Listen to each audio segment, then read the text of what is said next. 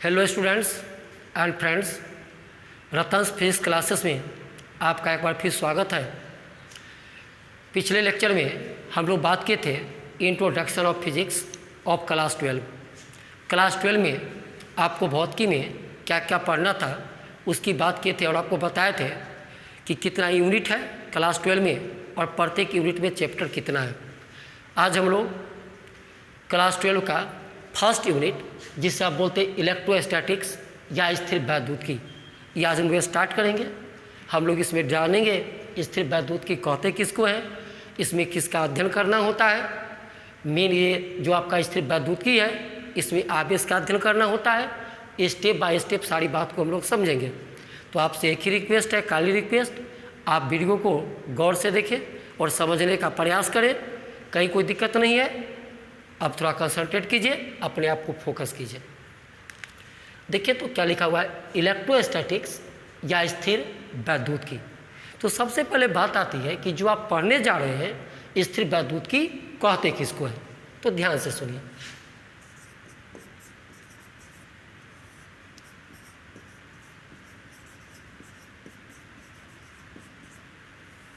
स्थिर वैद्युतिकी, इससे अंग्रेजी में आप क्या बोलेंगे, इलेक्ट्रोस्टैटिक्स।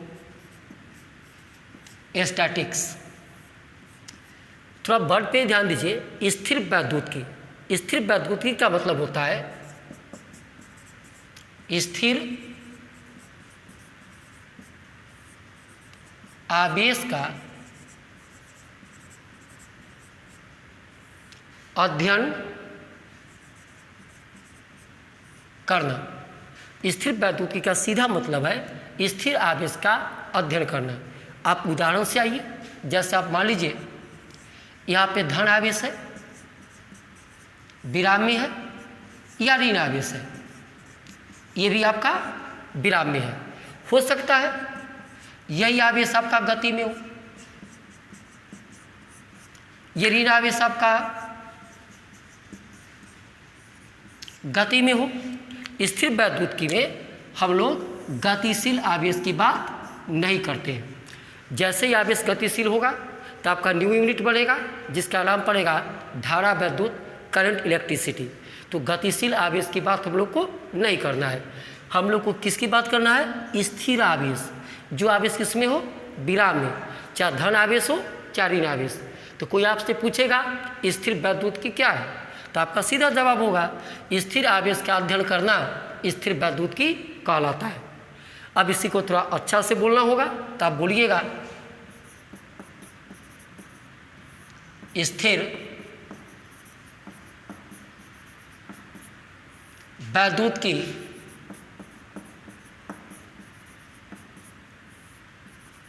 भौतिकी की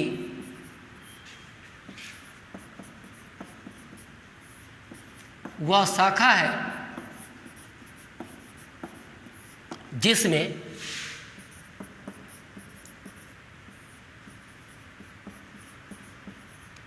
स्थिर आवेश तथा इसके गुणों का अध्ययन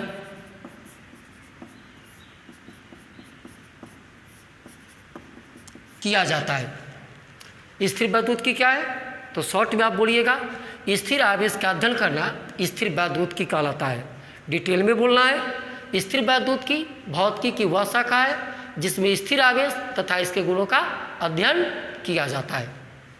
अब आपके अंदर बात आएगी कि सर पूरे स्थिर वैद्युतिकी में हमें आवेश का अध्ययन करना है, तो आखिर सर ये आवेश क्या होता है। तो अब बात कीजिए, आवेश जिसे आप बोलते हैं उसका फुल नेम आप ये बोलिएगा, विद्युत आवेश, इलेक्ट्रिक चार्ज। यहाँ आवेश का मतलब जिसे आप शॉर्ट में आवेश बोलते हैं उसका पूरा नाम क्या होगा, विद्युत आवेश, जिसे आप क्या बोलते हैं, इलेक्ट्रिक चार्ज। आखिर अब ये विद्युत आवेश किसे कहते हैं, ये विद्युत आवेश क्या है। तो देखिए, तो विद्युत आवेश किसी वस्तु का गुण है। दिमाग में सेट कीजिए, विद्युत आवेश किसी वस्तु का गुण है। विद्युत आवेश किसी वस्तु का गुण है। कैसा गुण है? तो जिसके गुण के कारण वस्तु जो है विद्युत क्षेत्र और चुंबकीय क्षेत्र उत्पन्न भी करता है और अनुभव भी करता है। तो आपके अंदर बात आएगी फिर कि सर विद्युत क्षेत्र और चुंबकीय क्षेत्र क्या होता है।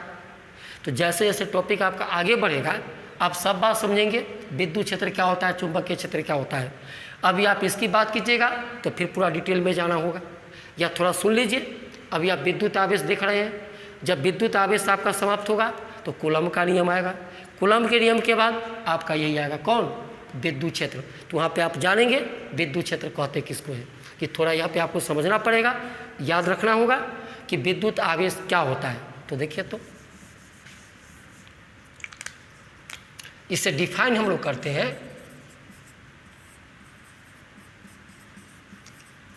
विद्युत आवेश किसी वस्तु का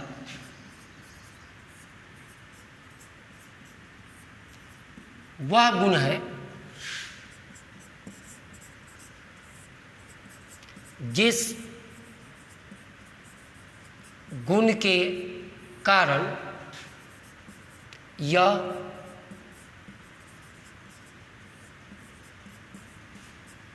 विद्युत क्षेत्र और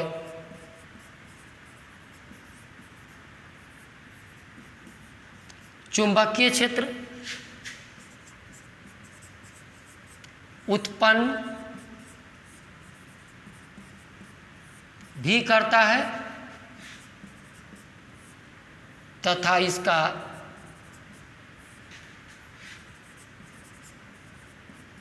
अनुभव भी करता है।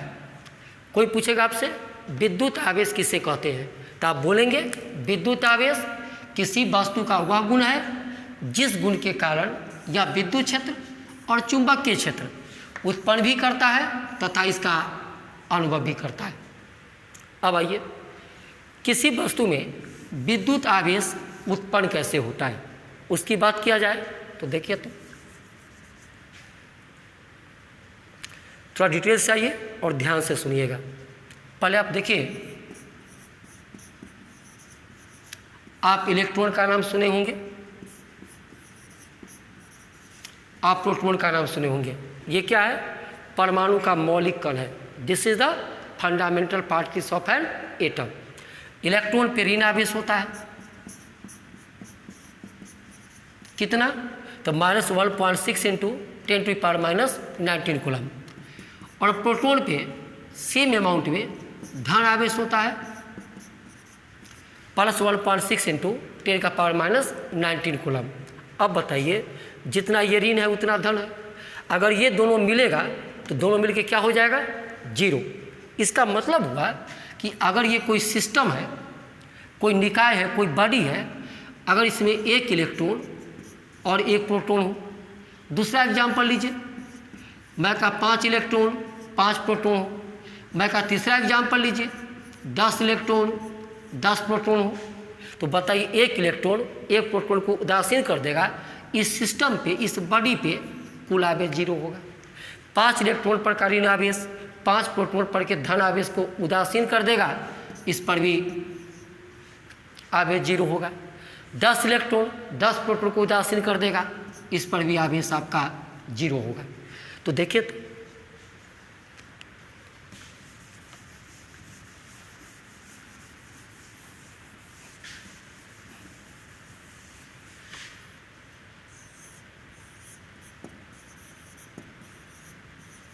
origin of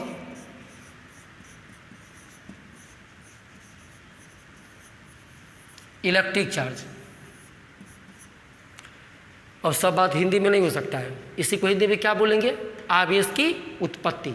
origin of electric charge, आवेश की उत्पत्ति कैसे होती है। तो देखिए, ध्यान से देखिएगा, मैं का ही आपका उदासीन वस्तु है। जैसे हम लिखे उदासीन वस्तु, आप बोलिए इसके अंदर में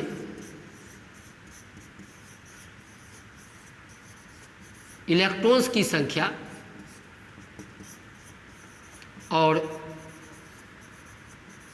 प्रोटॉन्स की संख्या बराबर होगा। जब भी उदासीन वस्तु होगा, इसमें इलेक्ट्रॉन्स की संख्या और प्रोटॉन्स की संख्या बराबर होगा, ये उदासीन वस्तु है। अगर इस वस्तु में से आप कुछ इलेक्ट्रॉन्स निकाल लेते हैं, इलेक्ट्रॉन आप इससे निकाल लेते हैं, तो आप बताइए इसमें इलेक्ट्रॉन की संख्या प्रोटॉन की संख्या के बराबर था। जब आप इलेक्ट्रॉन निकाल लेते हैं तो इसमें इलेक्ट्रॉन की संख्या घट जाएगी। तो इसमें बोलिए इलेक्ट्रॉन्स की जो संख्या होगा लेस देन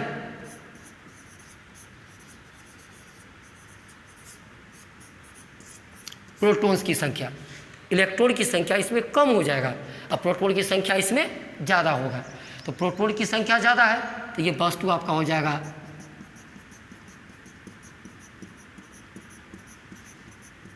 धन आवेशित। तो यहाँ पे आप क्या बोले थे, ऑरिजिन ऑफ इलेक्ट्रिक चार्ज। जब भी कोई उदासीन वस्तु है, इसमें इलेक्ट्रॉन की संख्या प्रोटॉन की संख्या के बराबर होगा। जब कोई उदासीन वस्तु इलेक्ट्रॉन का त्याग करेगा, ये आपका हो जाएगा धन आवेशित। मतलब वस्तु पे क्या उत्पन्न हो गया, धन आवेश। इसके विपरीत आप बात कीजिए,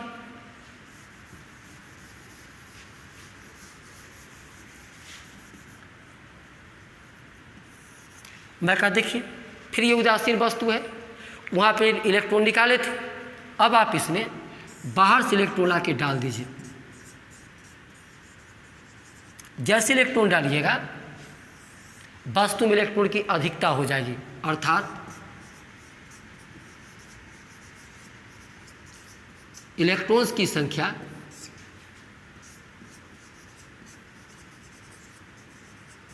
प्रोटॉन्स की संख्या से अधिक हो जाएगा। तो चूंकि इलेक्ट्रॉन की संख्या बढ़ गया, तो बॉडी आपका हो जाएगा ऋण आवेशित। इस वस्तु को आप कहेंगे ऋण आवेशित।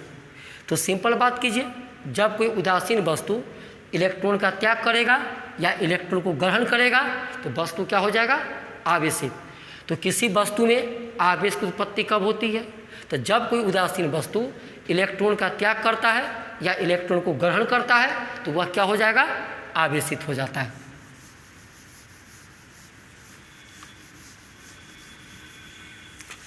अब बोलिए, जब कोई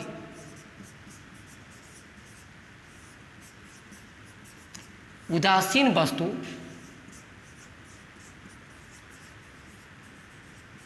इलेक्ट्रॉन का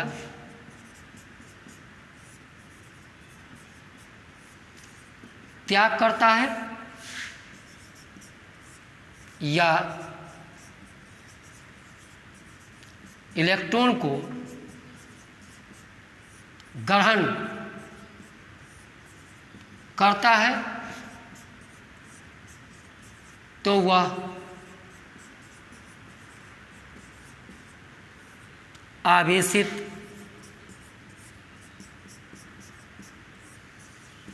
हो जाता है। सिंपल, जब कोई उदासीन वस्तु इलेक्ट्रॉन का त्याग करता है या इलेक्ट्रॉन को ग्रहण करता है, तो वह आवेशित हो जाता है। एक बार फिर सुन लो, कोई पूछेगा आपसे कि किसी वस्तु में आवेश की उत्पत्ति कैसे होती है, तो आप बोलिएगा किसी वस्तु में आवेश की उत्पत्ति इलेक्ट्रॉन त्यागने से या इलेक्ट्रॉन ग्रहण करने से होती है।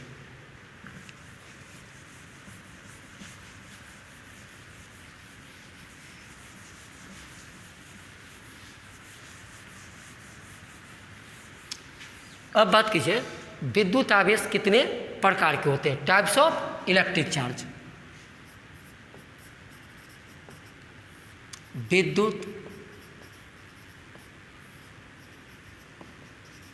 आवेश के प्रकार,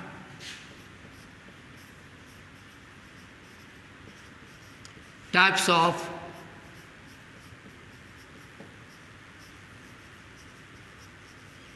इलेक्ट्रिक चार्ज।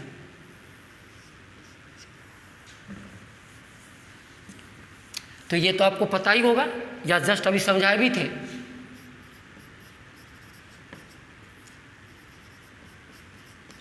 विद्युत आवेश दो प्रकार के होते हैं। पहला धनावेश और दूसरा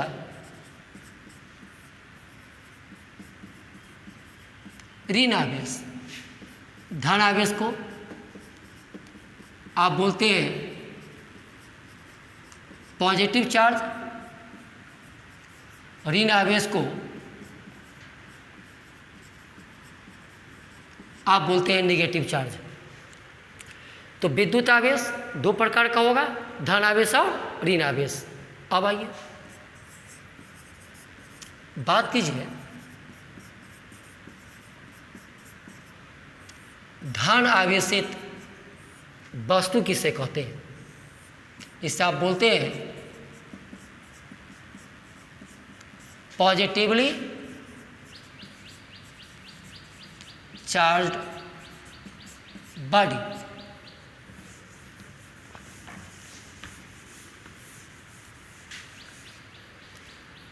ध्यान से देखिएगा, पॉजिटिवली चार्ज्ड बॉडी।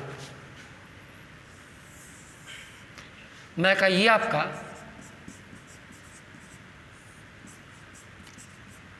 उदासीन वस्तु है। उदासीन वस्तु है, जैसे हम लिखे उदासीन वस्तु, अब और इसके अंदर में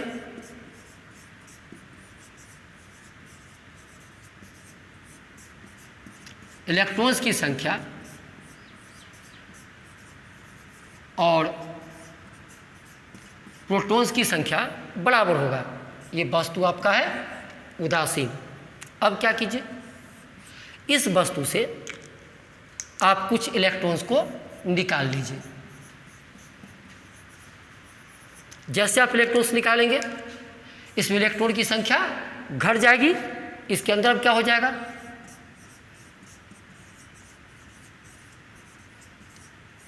इलेक्ट्रॉन्स की संख्या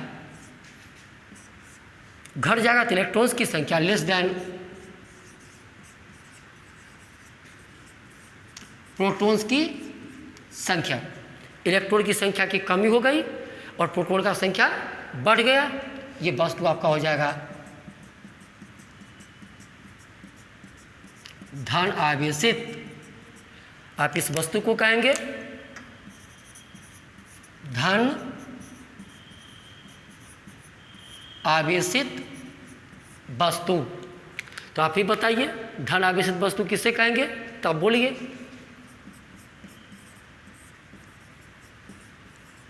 जब कोई उदासीन वस्तु इलेक्ट्रॉन्स का त्याग करता है तो वह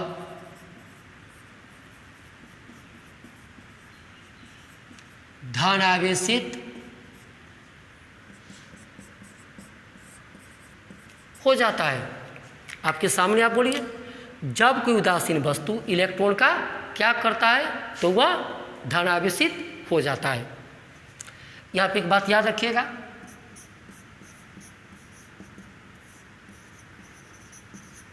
धन आवेशित वस्तु में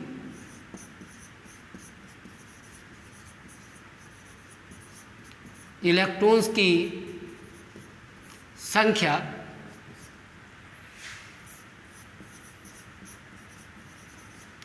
प्रोटॉन्स की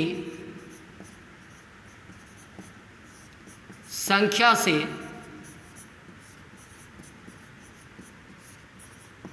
कम होता है।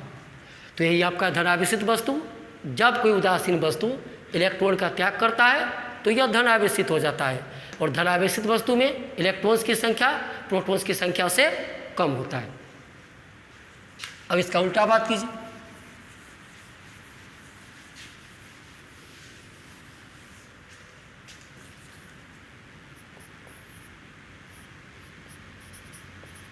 ऋण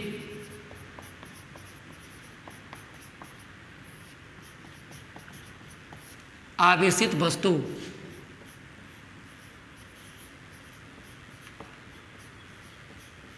नेगेटिवली चार्ज्ड बॉडी।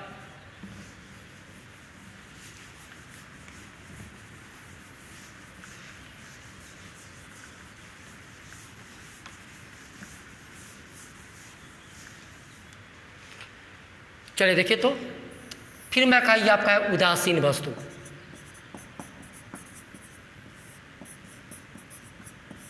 जैसे हम बोले उदासीन, आप फिर बोलिए इसके अंदर में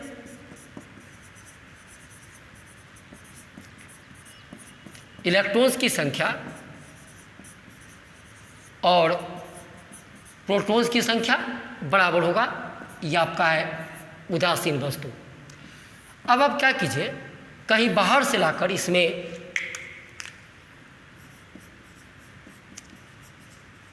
आप इलेक्ट्रॉन्स डाल दीजिए।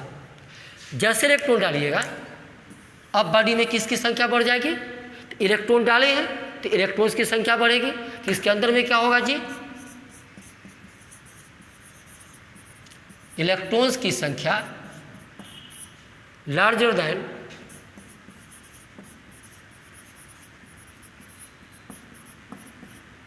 प्रोटॉन्स की संख्या। इस वस्तु में इलेक्ट्रॉन की संख्या बढ़ जाएगा और प्रोटॉन की संख्या घट जाएगा। ये वस्तु आपका हो जाएगा ऋण आवेशित। आप इस वस्तु को बोलेंगे ऋण आवेशित वस्तु। तब बोलिए ऋण आवेशित वस्तु किसे कहेंगे? तो आप इसे डिफाइन करेंगे,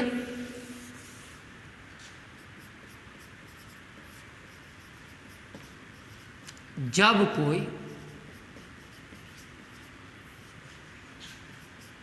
उदासीन वस्तु इलेक्ट्रॉन्स को ग्रहण करता है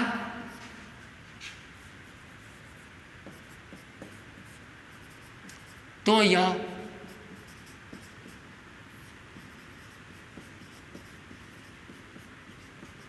ऋण आवेशित हो जाता है। आप वहाँ पढ़िए या यहाँ देखिए, जब कोई उदासीन वस्तु इलेक्ट्रॉन्स को ग्रहण करता है तो यह ऋण आवेशित हो जाता है। इसमें क्या याद रखना है? इसमें तो आप बोलिए ऋण आवेशित वस्तु में इलेक्ट्रॉन्स की संख्या प्रोटॉन्स की संख्या से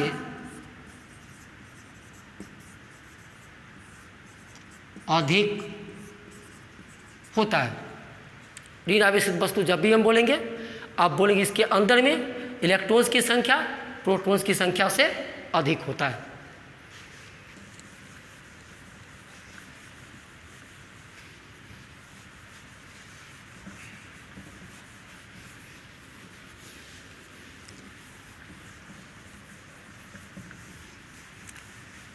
चलिए, अब जो बताया आपको ध्यान से सुन ले एक बार फिर आप।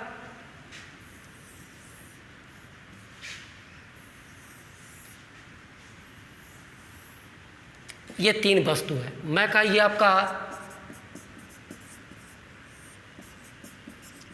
उदासीन वस्तु है, मैं कहा ये आपका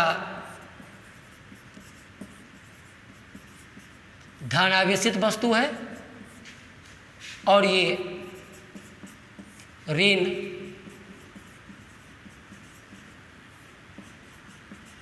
आवेशित वस्तु है। आपके सामने तीन वस्तु है, उदासीन वस्तु, धन आवेशित, ऋण आवेशित। थोड़ा और डिटेल से देखिए। मैं कहा इस पे आवेश 0 है,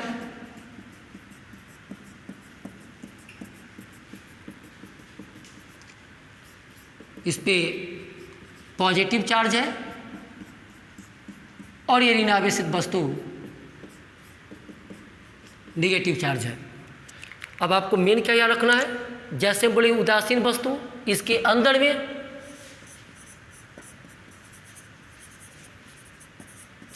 इलेक्ट्रॉन्स की संख्या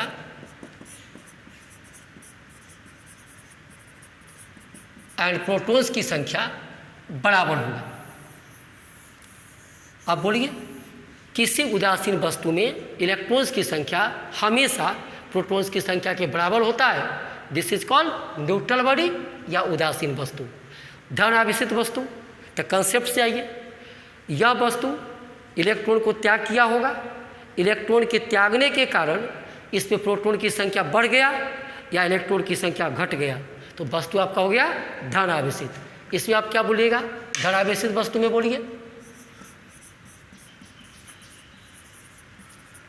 इलेक्ट्रॉन्स की संख्या लेस देन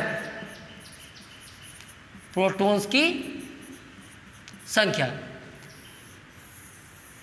धन आवेशित वस्तु में इलेक्ट्रॉन की संख्या प्रोटॉन की संख्या से कम होता है। ऋण आवेशित, आप बोलिए पहले उदासीन रहा होगा, आप इसमें बाहर से लाकर इलेक्ट्रॉन डाले होंगे, बाहर से लाकर इसमें इलेक्ट्रॉन डाले होंगे, इसमें इलेक्ट्रॉन की अधिकता हो जाएगी, वस्तु हो जाएगा ऋण आवेशित। ऋण आवेशित वस्तु में क्या होगा,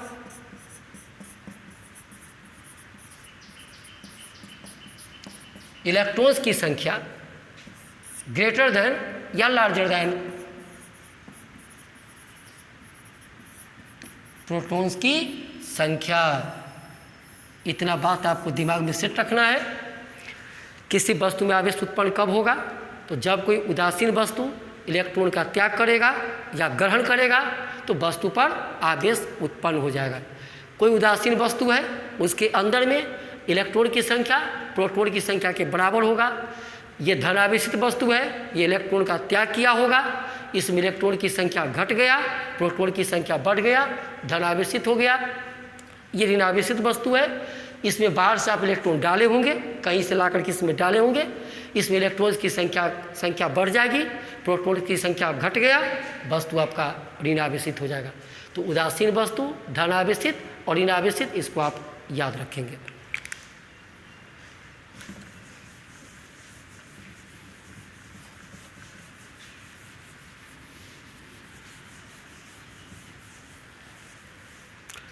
अब विद्युत आवेश के बारे में थोड़ा ध्यान से देखिए, कुछ पॉइंट्स हैं, पर उसके बारे में जानिए कि विद्युत आवेश अदिश है कि सदिश है, इसका मात्रक क्या होता है, ध्यान दीजिए थोड़ा।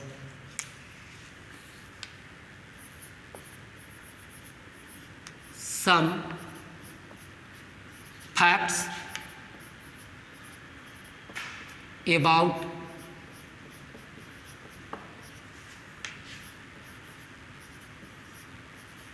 Electric charge.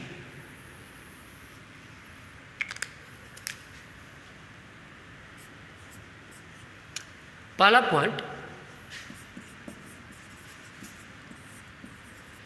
पॉइंट आपका ये विद्युत आवेश क्या है, अदिश राशि है कि सदिश राशि है, पहले उसकी बात हम लोग करेंगे। तो आप देखिए, तो विद्युत आवेश में सिर्फ आपका परिमाण होता है। विद्युत आवेश में जैसे आप देखिए, कोई बॉडी है, मैं का इस बॉडी पे प्लस 100 कूलम आवेश है, या कोई बॉडी है, मैं का इस बॉडी पे माइनस 100 कूलम आवेश है, चाहे धन आवेश हो या ऋण आवेश हो। ये जो आप 100 कूलम बोले या माइनस 100 कूलम, ये आवेश का क्या हुआ, परिमाण हुआ। विद्युत आवेश में दिशा नहीं होता है। कभी आप सुने हैं कि 100 कूलम पूरब की ओर, 100 कूलम उत्तर की ओर, क्योंकि विद्युत आवेश में दिशा नहीं होता है। विद्युत आवेश में सिर्फ परिमाण होता है। तो जब परिमाण होगा तो आप ही बताइए विद्युत आवेश क्या होगा, अदिश राशि। तो पहला पॉइंट आपका बनेगा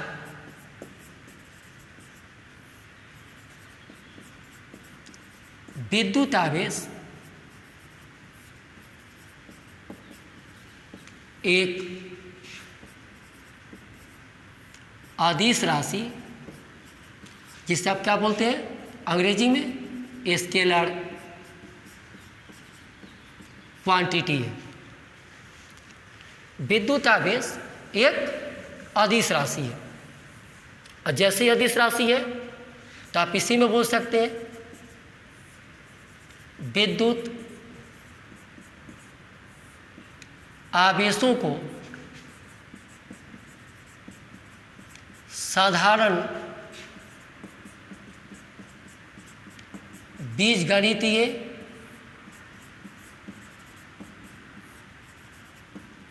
विधि के द्वारा जोड़ा या घटाया जाता है। विद्युत आवेश एक अदिश राशि है। विद्युत जैसे ही अदिश है, विद्युत आवेशों को साधारण बीजगणितीय विधि के द्वारा जोड़ा या घटाया जाता है। एग्जाम्पल लीजिए, जैसे मैं कहा 100 कूलम प्लस 5 कूलम, मैं कहा 100 coulomb minus 10 coulomb, 5 coulomb plus 3 coulomb plus 5 coulomb. अब जनरल अलजेब्रा बोलिए, 100 कूलम प्लस 5 कूलम आपका 105 coulomb, 100 minus 10 coulomb 90 coulomb, 5 plus 3 8 और 5 13 कूलम। तो विद्युत आवेश को, चूंकि विद्युत आवेश अदिश राशि है, अतः विद्युत आवेश को साधारण बीजगणितीय विधि के द्वारा जोड़ा या घटाया जाता है।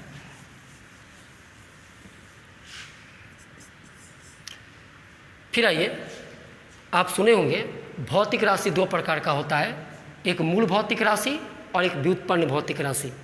क्लास 11th में आप पढ़े होंगे यूनिट एंड डायमेंशन, मात्रक और बीमा। तो देखिए, तो ये जो विद्युत आवेश आपका है ना, विद्युत आवेश एक व्युत्पन्न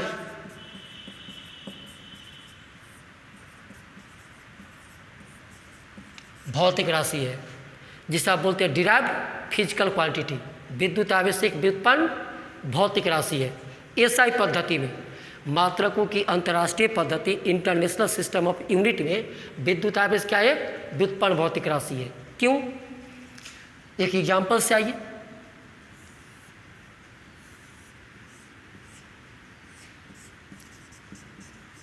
मैं कहा ये कोई कंडक्टर है, चालक है। मैं कहा इस चालक में आपका विद्युत धारा प्रवाहित हो रहा है। मैं कहा इस चालक के किसी क्रॉस सेक्शन से जो आवेश प्रवाहित होगा उसे आप क्यू से लिखते हैं, क्लास 10 में पढ़े होंगे। और आप पढ़े होंगे Q equal to I T, या पूरा तोड़ के बोले विद्युत आवेश बराबर विद्युत धारा गुणे समय। आप याद कीजिए, मात्रकों की अंतर्राष्ट्रीय पद्धति में विद्युत धारा और समय दोनों मूल भौतिक राशि है। मात्रकों की अंतर्राष्ट्रीय पद्धति में विद्युत धारा और समय दोनों मूल भौतिक राशि है। अब मूल भौतिक राशि पर जो डिपेंड करता है विद्युत आवेश, यह आपका व्युत्पन्न भौतिक राशि है। तो आप बोलिएगा मात्रकों की अंतर्राष्ट्रीय पद्धति में विद्युत आवेश एक व्युत्पन्न भौतिक राशि है।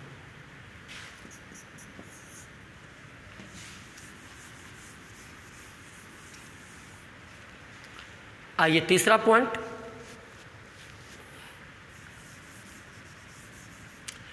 अब बात कीजिए विद्युत आवेश का एसआई मात्रक क्या होता है। तो इसको ध्यान से देखिएगा या फिर एग्जाम्पल से ही आइए। आप पढ़े होंगे Q equal to I T. Q का मतलब विद्युत आवेश, आई का मतलब विद्युत धारा, टी का मतलब समय। तो मैं कहा इस क्यू का विद्युत आवेश का एसआई मात्रक। क्यू का मतलब क्या हो गया? विद्युत आवेश, क्यू का एसआई मात्रक। तो आई विद्युत धारा का मात्रक क्या होता है? एम्पियर, और समय का मात्रक सेकेंड। एम्पियर को शॉर्ट में क्या लिखते हैं, कैपिटल ए, और ये सेकेंड, एम्पियर सेकेंड। तो विद्युत आवेश का ऐसा ही मात्रक होना चाहिए एम्पियर सेकेंड, लेकिन एम्पियर सेकेंड को हम लोग बोलते हैं कूलम्ब, क्योंकि विद्युत आवेश का डिटेल स्टडी कौन किए थे, साइंटिस्ट कूलम्ब। तो उन्हीं के नाम पर, उनके रिस्पेक्ट में एम्पियर सेकेंड को क्या कहेंगे, कूलम्ब। तो आप ऐसे लिख सकते हैं, विद्युत आवेश का SI मात्रक, इससे क्या पढ़िएगा, एम्पियर सेकेंड। एम्पियर सेकेंड होता है जिसे coulomb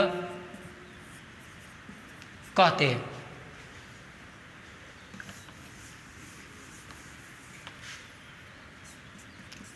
one ampere second equal to 1 coulomb. जहाँ भी रहेगा एम्पियर सेकेंड, उससे आप क्या लिखेंगे, कूलम्ब। विद्युत आवेश का SI मात्रक, एम्पियर सेकेंड न बोल के आप क्या बोलेगा, कूलम्ब, कूलम्ब। तो विद्युत आवेश का SI मात्रक कूलम्ब होता है। अब बात कीजिए, एक कूलम्ब आवेश कितना को कहेंगे। ठीक है, विद्युत आवेश का SI मात्रक कूलम्ब होता है, एक कूलम्ब आवेश कितना आवेश को कहेंगे।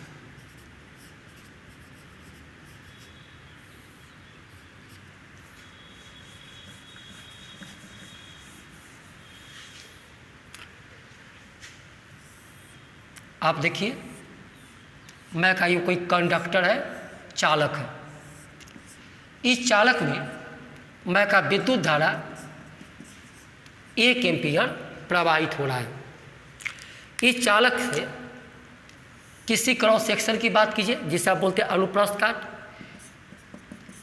मैं का 1 सेकेंड में इससे प्रवाहित आवेश कितना होगा, क्योंकि आपको पता है विद्युत धारा प्रवाहित होने का मतलब आवेश का प्रवाह होना। विद्युत धारा प्रवाहित होने का मतलब आवेश का प्रवाह होना। मैं का किसी चालक से 1 एम्पियर विद्युत धारा प्रवाहित हो रहा है, तो आपको बताना है कि 1 सेकेंड में इस चालक के क्रॉस सेक्शन से कितना आवेश प्रवाहित होगा। आपको क्यों बताना है, तो आप बोलिए कि सर विद्युत आवेश बराबर विद्युत धारा गुणे समय। तो बताइए धारा कितना है, 1 एम्पियर, समय कितना है 1 second, Q equal to 1 into 1 ampere second. इसी को अभी आप बोले थे 1, इसको क्या बोले थे, कूलम्ब।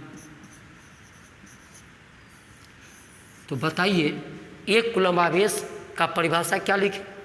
तो पिक्चर देखिए और देखिए मैं क्या लिखता हूँ। यदि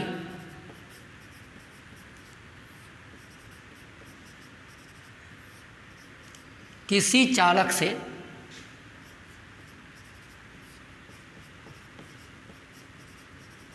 एक एम्पियर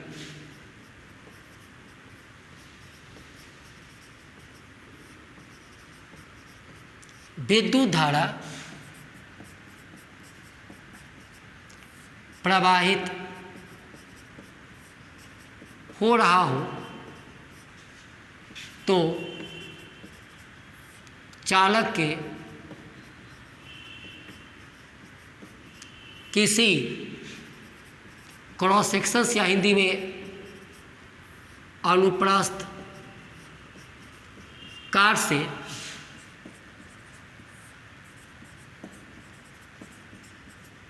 एक सेकेंड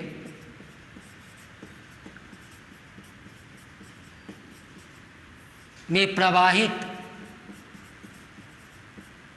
आवेश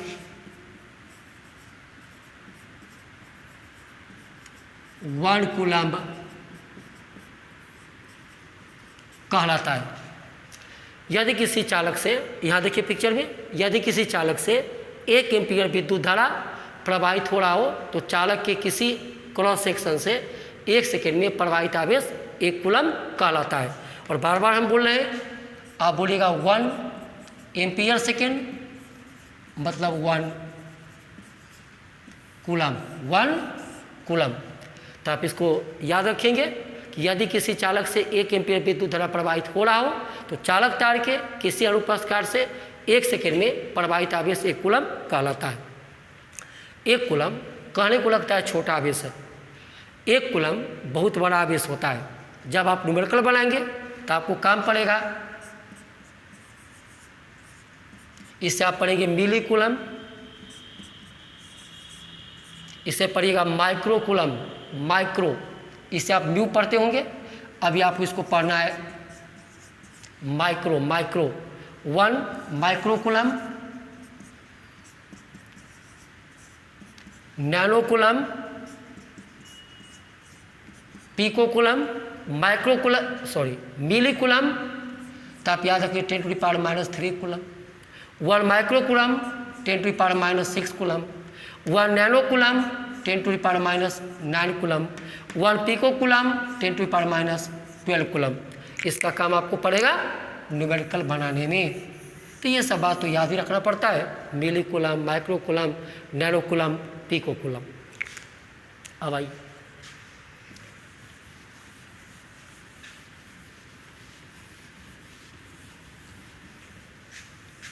कभी कभी आपको काम पड़ेगा CGS मात्रक का।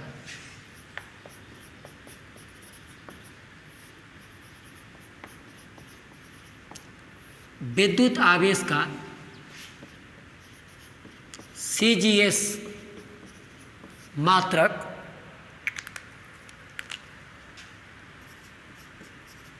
पूरा होता है स्टैटिक कूलम, उसी को लिखते हैं स्टेट कूलम, स्टैटिक कूलम, ये शॉर्ट नेम है, इससे बोलते हैं स्टैटिक कूलम, इसे लिखा जाता है स्टेट कूलम होता है। विद्युत आवेश का CGS मात्रक स्टेट कूलम होता है। पहुंच विद्युत आवेश का CGS मात्रक स्टेट कूलम होता है। अब आइए 1 कूलम जो SI मात्रक है, 1 कूलम में 3 × 10⁹ स्टेट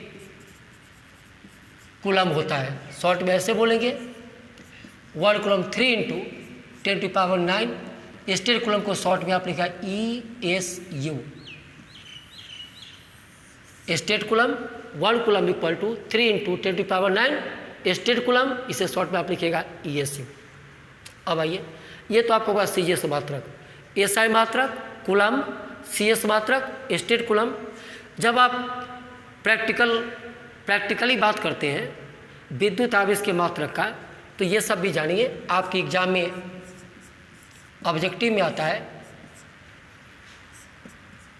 इसका नाम आप केमिस्ट्री में सुनेंगे 1 फैराडे, यह आपका होता है 96,500 कूलम। 1 फैराडे ये भी क्या है, आवेश का मात्रक है। प्रैक्टिकल यूनिट इसको बोलते हैं, प्रैक्टिकल यूनिट, व्यवहारिक मात्रक 1 फैराडे 96,500 कूलम। फिर आइए 1 पूरा लिख देते हैं, हिंदी में लिख देते हैं 1 एम्पियर घंटा, एम्पियर आवर, एम्पियर घंटा, इसमें होता है आपको 3600 कूलम। तो फिर ध्यान से सुन ले, SI मात्रक कोई पूछेगा विद्युत आवेश का SI मात्रक, तो आप क्या बोलेंगे, कूलम। CGS मात्रक स्टेट कूलम, 1 कूलम में 3 × 10⁹ स्टेट कूलम। इस सब का काम ऑब्जेक्टिव में पड़ता है, आपको न्यूमेरिकल बनाने में काम आएगा। 1 फैराडे 96,500 कूलम, 1 एम्पियर घंटा 3600 कूलम। अब आइए पॉइंट 4,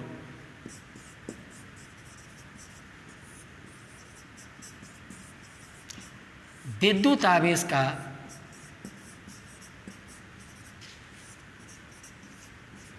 विमीय सूत्र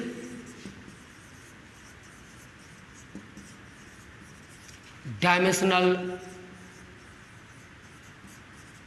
फार्मूला क्या होता है। तो देखिए, तो विद्युत आवेश बराबर विद्युत धारा गुणे समय। मैं कहा कि आप बताइए विद्युत आवेश का बीमीय सूत्र, डायमेंशनल फार्मूला क्या होगा। तो देखिए, तो आई का जो बीमीय सूत्र होता है, इसे आप कैपिटल आई से भी लिखते हैं विद्युत धारा का, या इसको आप ए से भी लिखते हैं आई का। तो इसका हो जाएगा कैपिटल आई, और समय का कैपिटल टी, या आई का ए टी। तो कुछ बुक्स इसको आई टी भी लिखता है और कुछ बुक्स ए टी भी लिखता है। आप क्या लिखेंगे? आप जनरल लिखिएगा आई टी। तो विद्युत आवेश का बीमीय सूत्र आई टी या ए टी होता है। तो यहाँ पे आप 4 पॉइंट याद रखिएगा। पहला पॉइंट क्या लिखा है? विद्युत आवेश एक अदिश राशि है। विद्युत आवेश एक अदिश राशि है, इसे साधारण बीजगणितीय विधि के द्वारा जोड़ा या घटाया जाता है। फिर बात की इसका विद्युत आवेश का एसआई मात्रक क्या होगा। तो विद्युत आवेश का एसआई मात्रक कूलम्ब होगा, इसका सीएस मात्रक स्टेट कूलम्ब होगा। विद्युत आवेश का ये फैराडे, पहले समझ लीजिए 1 फैराडे 94,500 कूलम्ब को कहेंगे। 1 एम्पीयर घंटा 3600 कूलम्ब को कहेंगे। मतलब फैराडे एम्पीयर घंटा भी विद्युत आवेश का मात्रक है। विद्युत आवेश का बीमीय सूत्र, तो विद्युत आवेश का बीमीय सूत्र आई टी का ए टी होता है। और विद्युत आवेश मात्रकों की अंतर्राष्ट्रीय पद्धति में व्युत्पन्न भौतिक राशि है। तो ये 4 पॉइंट को आप याद रखिएगा। अब यहाँ से आपका इम्पोर्टेंट चीज़ें स्टार्ट होगा। विद्युत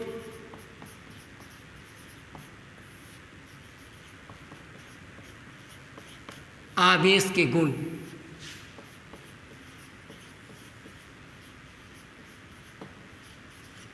प्रॉपर्टीज ऑफ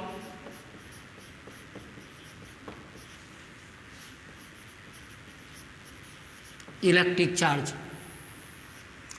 आप एनसीईआरटी की बात करेंगे तो एनसीईआरटी विद्युत आवेश का मेन, आपका जो मेन गुण है वो 3 गुण पढ़ाया। हम लोग इसके सभी गुणों के बारे में बात करेंगे। विद्युत आवेश के गुण, प्रॉपर्टीज ऑफ इलेक्ट्रिक चार्ज। तो यहाँ से हम लोग नेक्स्ट क्लास में बात करेंगे। आपका नेक्स्ट लेक्चर कल या परसों होगा, उसमें बात करेंगे। आप याद रखेंगे, बात होगी कहाँ से? विद्युत आवेश के गुण से। अब आपको अगर ये वीडियो पसंद आया होगा, आप इसे अच्छा से समझेंगे, लाइक करेंगे, शेयर करेंगे, सब्सक्राइब करेंगे। फिर हम अगले क्लास में मिलते हैं। Okay, bye.